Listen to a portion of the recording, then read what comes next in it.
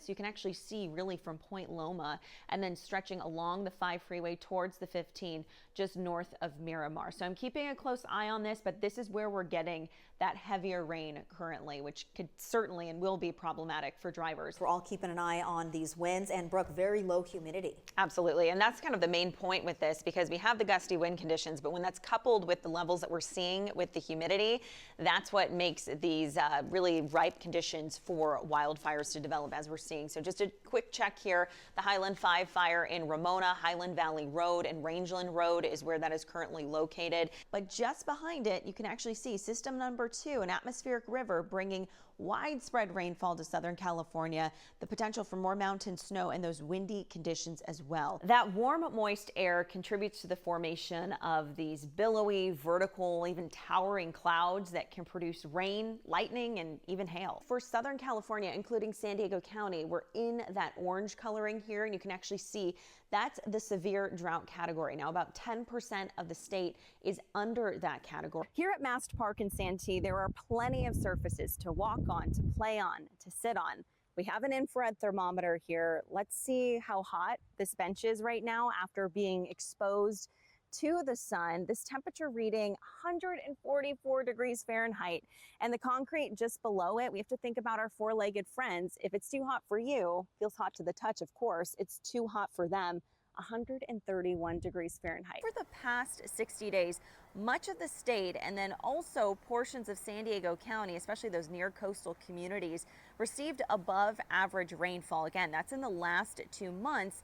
And then these recent winter storms, especially over the weekend, have made a major impact when it comes to our snowpack across the state. And a look at those low tides right now in Mission Bay. Had I been standing here this morning, I would definitely be underwater. And if you want to check out the King high tides tomorrow morning, they'll be peaking just before 9 o'clock. All right, we'll let you say it. Okay, well, it's Taylor Swift's birthday. It's so funny because I was like, should I say it now or wait for you to ask me? But you just let me say it. In our weather forecast, here's Sheena. Nope, Sheena's at home, still on maternity leave. That's true. Or it she could never be thinking someone of you, else, but Brooke's too. here to give us our outlook.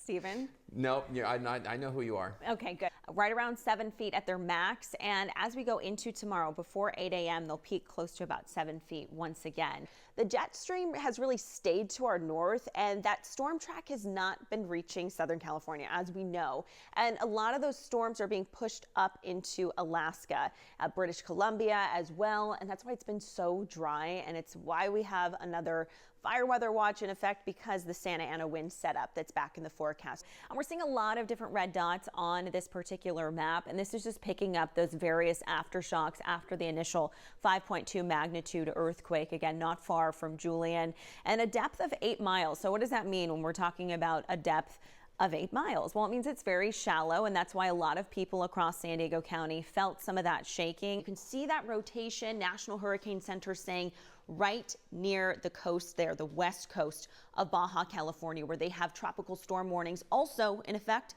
as well as a hurricane warning in place too. I want to talk about the rainy season, or lack thereof, because we had pretty significant rain at the start of this week. It didn't really make a dent in the drought monitor, though, I will say. And remember, this is the driest start to the rainy season we've ever had, and that goes back to records that date back to 1850. And as we brace for maybe some more additional rainfall, it may only slightly reduce our drought conditions. And moving forward, the seasonal rainfall deficit, it's a little difficult to recover from, because this is actually one of those months where we're used to getting most of our rain for the winter season. And here's a look at Oceanside. I wanted to show you this because they actually did pretty well with that recent storm that came through. You can see for the month of January, just over 1 inch of rain. Their normal is about 2 inches of rain. If I step out of the way here, you can see for 2024, almost 13 inches of rain is what they received. But yeah, you're right. I mean, we've had some cool overnight lows. Once the sun goes down, yeah, you need to bundle up for our standards at least, right? Temperatures in the 50s near the coastline, and much cooler than that over portions of our inland valley communities. But we do have some big changes in the forecast I want you to be prepared for as we get into another week. So this is a look at that red flag warning. We have it locally going into effect at 10 o'clock for our valleys and our mountains, but this is a look at other portions to our north that will also be under that same warning. As these Santa Ana wind conditions do develop, they strengthen across this portion of the state. So just a reminder, again, going into effect at 10 o'clock this morning here. And today through Wednesday, wind gusts anywhere from 35 to about 50 miles per hour for the valleys, up to 70 miles per hour for our foothills locally. And I just want to break down the details, what you need to know with this warning. So these are northeasterly to easterly winds. We're looking at the strongest wind conditions and lowest humidity tomorrow. And the humidity levels actually could be down to about 5%. That is incredibly low. We haven't had a lot of precipitation within this season, so the vegetation is already very dried out.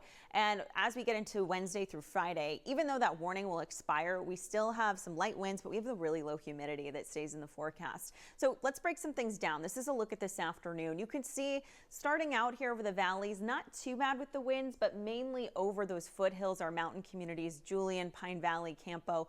Late tonight, though, things change and it'll pick up as we head into early tomorrow morning across the valleys as well. So the humidity levels look like this going into this morning around 10 o'clock in the teens, but then late tonight really drop into about 10% and even less than that, like I mentioned, as we go into your Tuesday.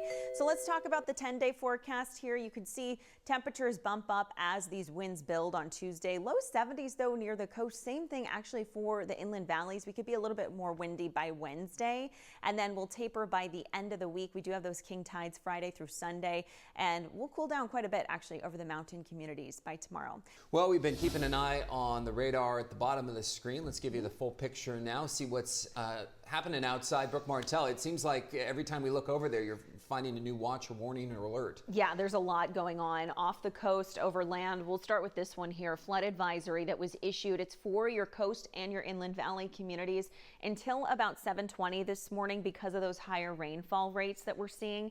And as a result of this, minor flooding in those low-lying areas and poor drainage areas is a possibility at this time. And we've been seeing and tracking this heavy band of rain moving through. This is what it looks like on one of our weather models. You can see going into about 7 o'clock.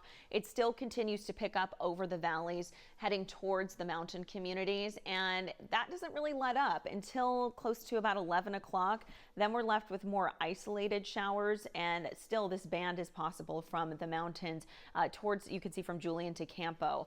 Once we get into the afternoon hours, like I said, scattered, isolated showers that could still potentially produce some heavy rain at times. This is a look at the downtown forecast. You can see rain just continuing throughout the morning. And then by noon, there's that slight chance of a break there. Temperature-wise, settling into about the mid-50s near downtown for today. And you could see these wind speeds. I mean, these are sustaining winds up to about 20 miles per hour. We're looking at gusts up to about 35 miles per hour in some cases. So again, we have the flood watch, we have the flood warning for those areas I just specified, and we're seeing those rainfall rates in some cases getting up to about a quarter of an inch, but in some cases too, I've seen them near about a half inch per hour.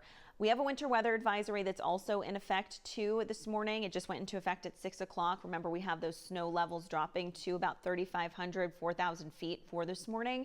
And those snowfall accumulations, we could get anywhere close to about 8 inches over the higher elevations when it comes to Palomar Mountain, Mount Laguna. So we're tracking that for you as well.